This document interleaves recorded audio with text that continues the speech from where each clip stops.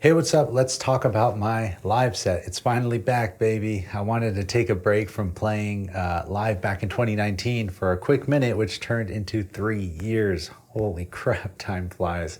Anyway, this is it. Let's dive into it and figure out how it works, how transitions will be, this weird Digitakt thing, this MIDI thing I came across, and lastly, why the SP404 might not make it into the live set after all. It might, who knows. And also, a part of this video is sponsored by Tracklib, but more on them later. Okay, the setup. It all starts here with the Octatrack. Essentially, I'm sending MIDI out of the Octatrack to sync up the Digitakt. Digitakt is sending sync as well as program change and MIDI notes to the peak ×4. I'll explain that later. And I know this looks so scary, but I promise you there is actually some slack in this cable here. So the Digitakt's gonna be running all my drums. Let's go ahead and play, sure, we'll just play this one. Let's see what this is. Cool, so Digitakt's coming in on 5. Track 6, I have set to a through track for input B, just in case I bring the SP404, because again, I might not, and I'll explain this whole conundrum I'm in later. And then track 7 is gonna be stereo input from peak, because I like playing peak. And pressing play again, we got a little sample here, right? Different patterns. We'll go to pattern 3. I think 2 has this tiny, tiny change in it, but listen to 3. Right here I can go in.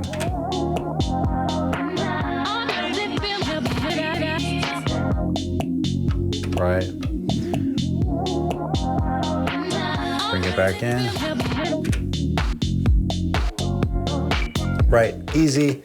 Samples on track 1, 2, 3, and 4 are going to be kind of like a auxiliary percussion channel. And then all my drums are coming off of the Digitakt, which is coming in on input A, track 5. We mentioned that already. And the way that the banking setup works is basically each bank is going to be another song. And the same is going to happen here on the Digitakt.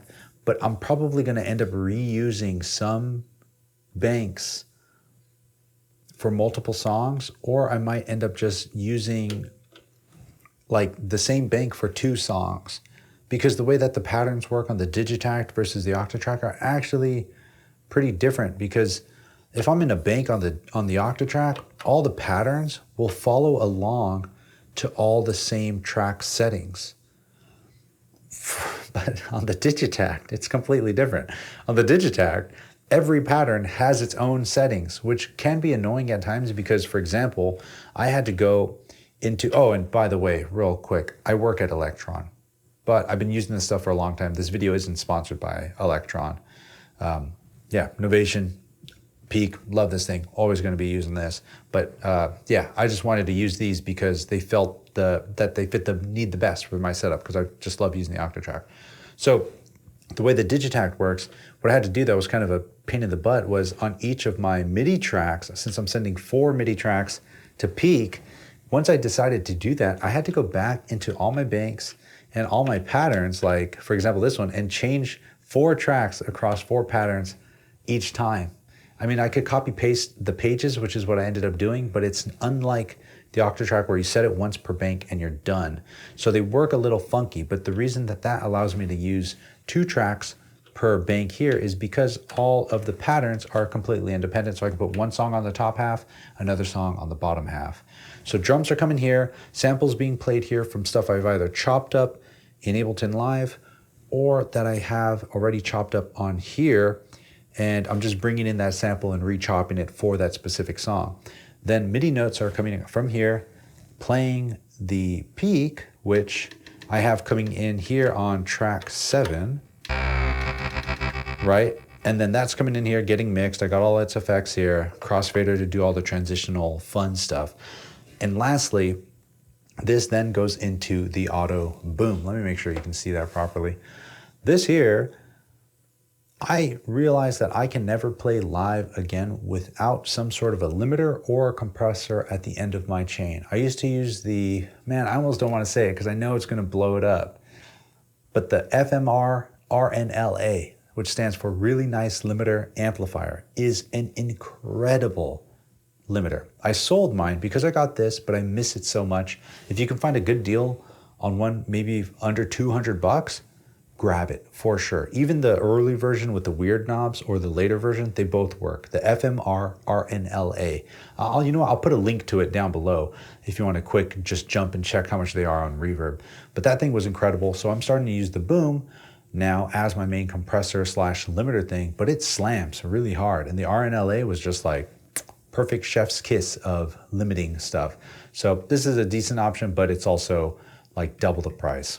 Okay, so that's kind of like the main simple setup. We'll get into it a bit more, but now I want to talk about transitions, and basically it's going to be me using Peak and its effects to help soothe the transitions. But first, in order for that to make sense, I need to explain this Digitakt MIDI thing I came across in order for it to make more sense. So here on the Digitakt, what I get is 8 MIDI tracks, right? 9 through 16 here, or A through H. And what's funny about this is there are only 4 notes of polyphony per track, but they do this weird choking thing that I've talked about before, where like if you overdub some notes and another note is playing on top of that note, it might cut that note out, because the way that the notes work is if you put down a step, what track am I on? If you put down a step, then you say, all right, I want to play that note plus these other notes for this long. If anything else comes in, it just cuts out all the other notes. So I was like, how can I avoid this? So I'm using these 4 tracks to send notes to Peak. That way it has a less likelihood that I will choke notes that I've previously added. And since Peak is kind of my fun playtime thing, I wanted to be able to just like jam around on it without having to worry about things sounding different the second time it came back around. So what this sounds like is, here, we'll jump over to this track. That's why.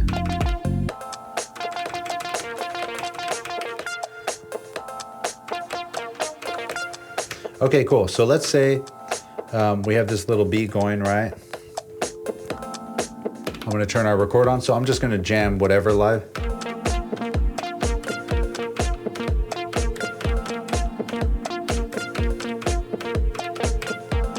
Right, and we'll go and quantize that. Sure, that's already quantized.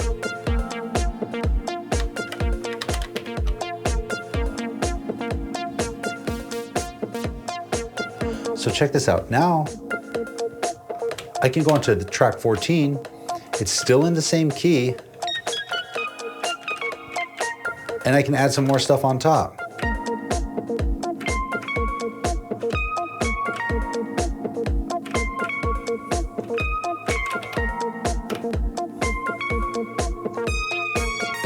Right, because this is polyphonic,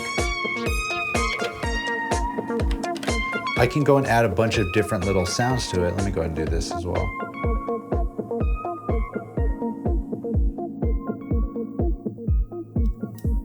So this allows me to add more notes on top of this, on top of this, on top of this, on top of this a couple times,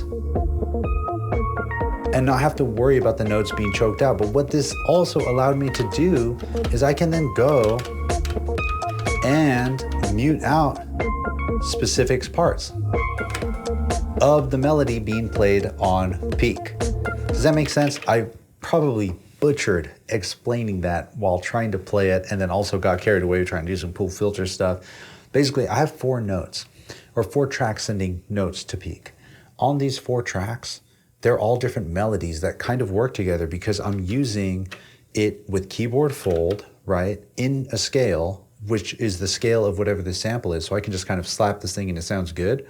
But then with those 4 tracks, all playing different melodies, I can kind of remix the melody live after I've played it in live, because I can just mute one specific part of that melody, even though it's playing the same patch on Peak. That's what I think is actually really fun and really cool about this, because I can even go and say, let's say this is going right, and we'll say on our sample, we'll turn that down.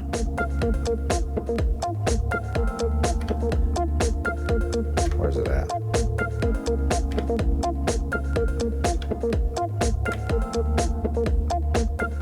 Right? Oh, maybe a little too far down, my bad. So let's say we're now on track 15. I go down an octave.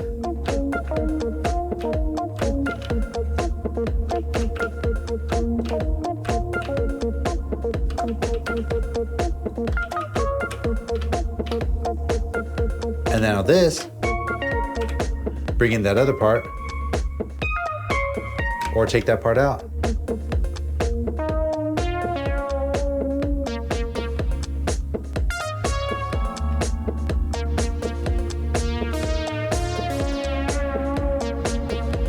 Now, check this. This is where it gets dope. I was having this issue on the Digitakt that I wanted to change patterns or banks, right, to the next song, and then have it change the patch for me on peak. But it was not doing this because no note information was being sent out of the Digitakt first to peak, right? So what this means is here, we'll go and I guess you'll be able to see this. So this is this weird little trick I figured out because the Digitakt was not sending a program change to peak. Because watch, if we go onto this pattern here, right, pattern 15 and 16, these are just random patterns that I don't have anything assigned to on our MIDI tracks. On track 1, it's sent to MIDI channel 3. I'll hit function and do this, and now I can change peak, right? So let's just say I choose patch 43, which is patch 42 here, the Todd bass. The reason they're one off is because peak starts at patch 0, where this starts at patch 1. Something to be aware of, I guess. If I go to now pattern 16, and I choose another patch, let's just say patch 15, cool, right? If I jump back and forth between these, nothing is happening. Peak is not changing its program, but I figured out how to get Peak to change its program. Check this out. We'll go to the track, and Electron has what's called trigless triggers, in case it couldn't get any more confusing. Hit function and put this here. What this is a trigger that it's a placeholder that allows you to add any type of parameter locks to it, right? So if I press play now, you can see it changed.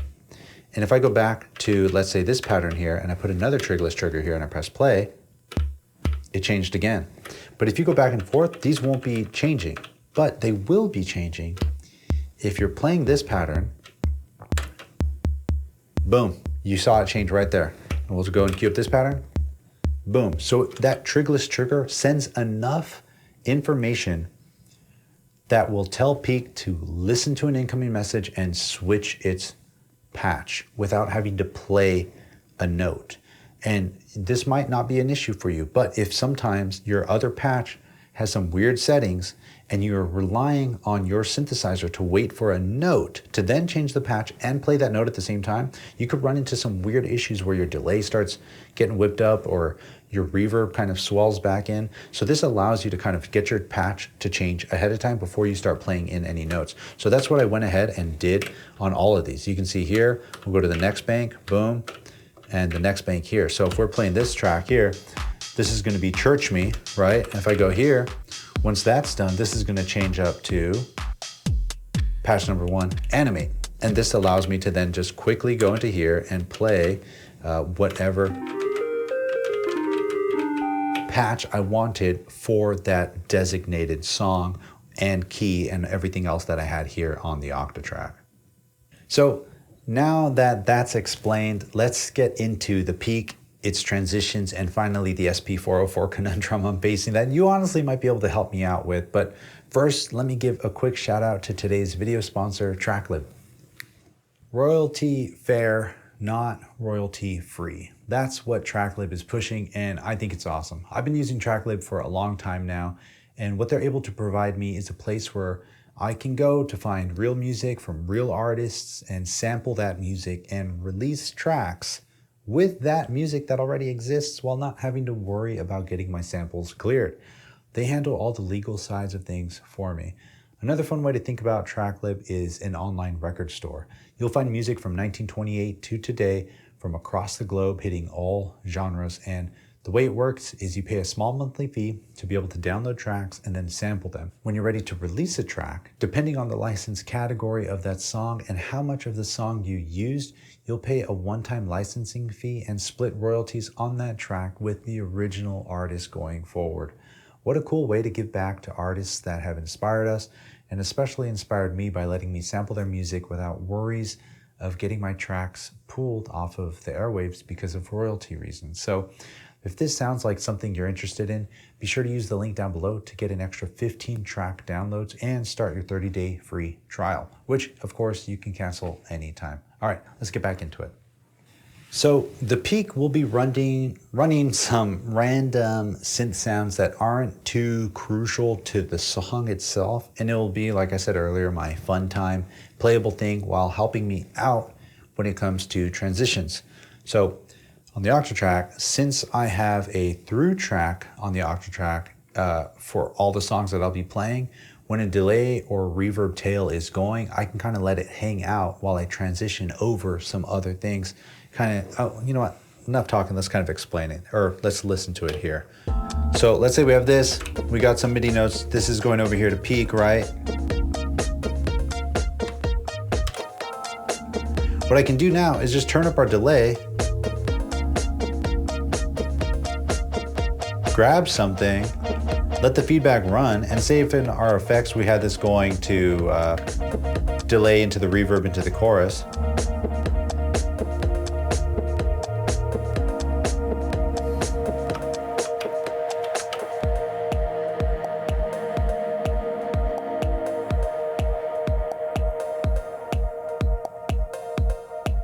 Right?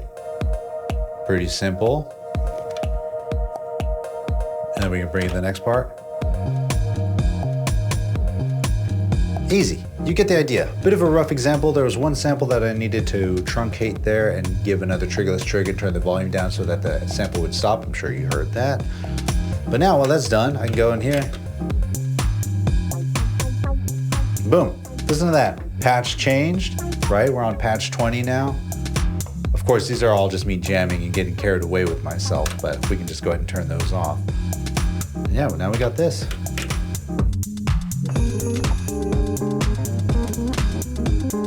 Anyway, before I get too carried away and give too much of the live set away, which by the way is in January of 2023, I'll have some more info on it later.